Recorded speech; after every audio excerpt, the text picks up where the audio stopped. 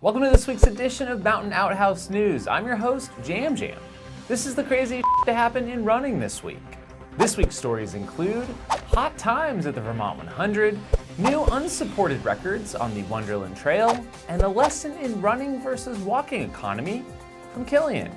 The Vermont 100 may go down as one of the toughest hundreds to finish in all of 2019. Record heat and humidity with some reports of the heat index reaching 106 degrees Fahrenheit made for one of the lowest finishing rates they've seen there, somewhere in the 40% range. That didn't stop eventual race winner Gediminas Grinius of Lithuania, a perpetual competitor on the UTWT scene, from taking the win in 16 hours 1 minute 49 seconds with a whopping 1 hour 36 minute win margin. For the ladies, Kristian Mosley was your winner in 20 hours 8 minutes 57 seconds, placing 7th overall. Gediminas, bolstered by his stellar 15:43 performance at Western States last month, is currently about a half hour ahead of Ian Sharman's Grand Slam record through 2 events. Speaking of the Grand Slam, which consists of 4 of the country's oldest hundreds held each summer, you can now run 4 of 5 hundreds, including Old Dominion, Western States, Vermont, Leadville, and the required Wasatch 100. Keep an eye out for Walter Handloser, who is also attempting the Grand Slam in addition to his 50 100-milers in 2019. He got Vermont done. Speaking of slams, it looks like Sean Nakamura is not only attempting the Grand Slam, but also the 6 series 100-mile races called the Last Great Race, and something called the Great 8, which is the 8 oldest 100-milers in the country.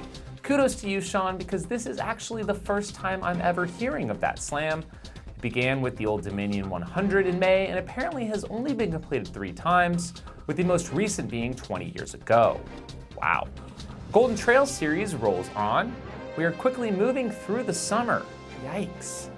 And that means already another of the Golden Trail World Series races is over. These short and tough races pack a punch and often feature some great live coverage presented by Solomon. The Dolomyths race was no exception.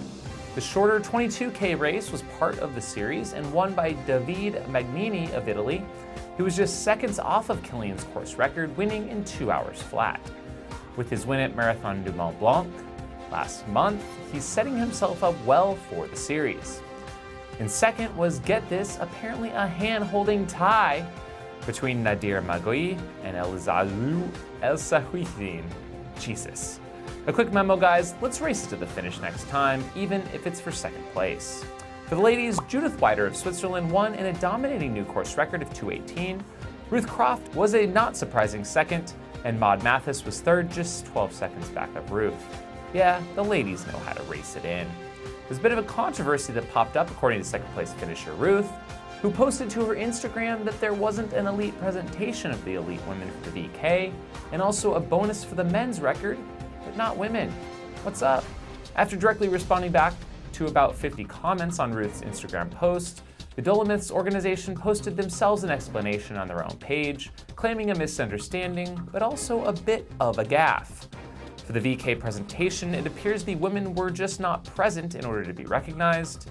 As far as the bonus, they've never done a prize for breaking a course record, but at the last minute this year, they apparently did offer some sort of prize if someone broke 2 or went under the 2-hour barrier, which would have to be run in addition to the record of 2 hours, 0 minutes 17 seconds.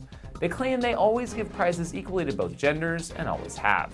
They claim in the future, if they do offer a bonus for the men's time, they will also have one for the women as well. It looks like we have new unsupported speed records on the Wonderland Trail in Washington. Ian Seabury and Rachel Intrican, who set an unsupported team record last year. Yep, I guess team records are a thing in FKT land? Who knew? Came back to set their respective unsupported times on their own. Ian shaved 34 minutes off the men's time to finish in 1 day 20 minutes, while Rachel took out Candace Bird's best time by over 3.5 hours to finish in 1 day 1 hour 7 minutes.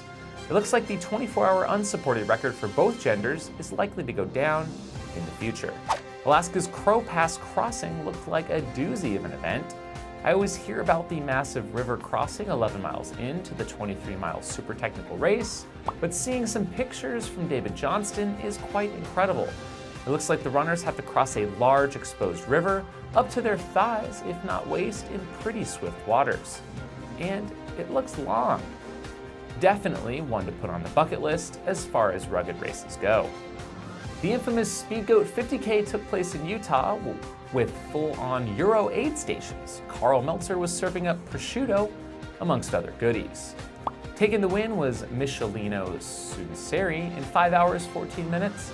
He's a rather new name to the scene, but did place second at the Broken Arrow 52K in June. Benjamin Stout placed second, just 6 minutes back, with Alex Nichols third in 5:35.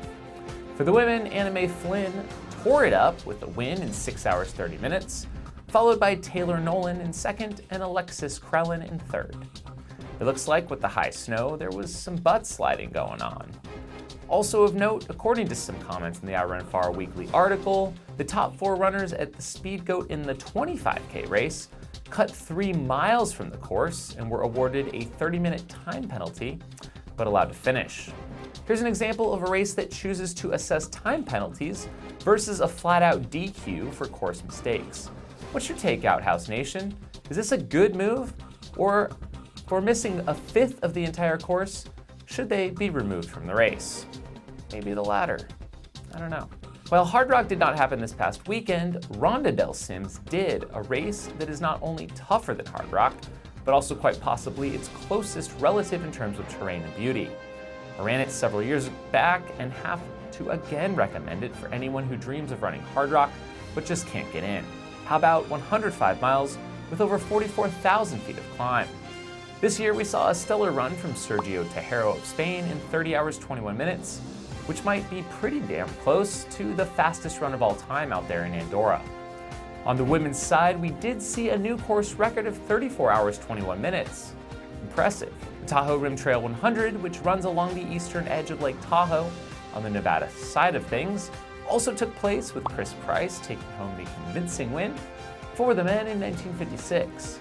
For the ladies, shout out to 21-year-old Madison Hart of Gunnison for her big win in 23 hours 18 minutes, the only female to go sub-24 on this year's course. All in all, 156 runners completed the 2-lap route.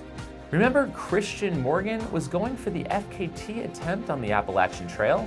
Innovate athlete and pacer to Carl Saab last year, started out July 1st, but we've been a bit busy and have yet to check in with him. Now, 23 days later, how's he doing? Well, according to a post on July 7th on his Instagram, he bailed on the FKT attempt. He seems to maybe have partially blamed his crew, where he says, and I quote, "My crew have had problems." So, not exactly sure what happened out there, but it looks like his attempt was relatively short-lived. With such a thin margin for error, it's not a huge surprise, as it once took Karl Meltzer multiple attempts to secure the record himself. Run versus walking on steep slopes, which is more efficient? As Kilian pointed out on Twitter during the Dolomyths live stream, walking can sometimes be more so. Remember Kilian's little moonwalk last year at UTMB? Well, it seems that a strong power hike can, on the right grades, actually pull away from a running pace. Dang. And with that, thanks for tuning in to episode 155 of Outhouse News. The show would not be possible without the support of our Patreon contributors, who help with the production of this show each and every week. Join the Patreon crew at the link below for as little as $2 per month. Huge shout out to our $50 level supporters, Squirrels Nut Butter, Brian Sands, and the Twisted Fork Ultra out of Park City, as well as our $25 level supporters, Bluebird Running Company, Josh Goldstein, Carrie Savage, Renee Feint, Casey Carter, and Jeff Holbrook. Thanks for checking out the show, and we'll see you next time. If you have crazy stories to share or a question or feedback for the show, please leave a comment below. And finally, if you'd like to own this custom pair of Jam Jam's piano sunglasses, complete with a signed certificate of authenticity, check out the link in the description. Have a good week.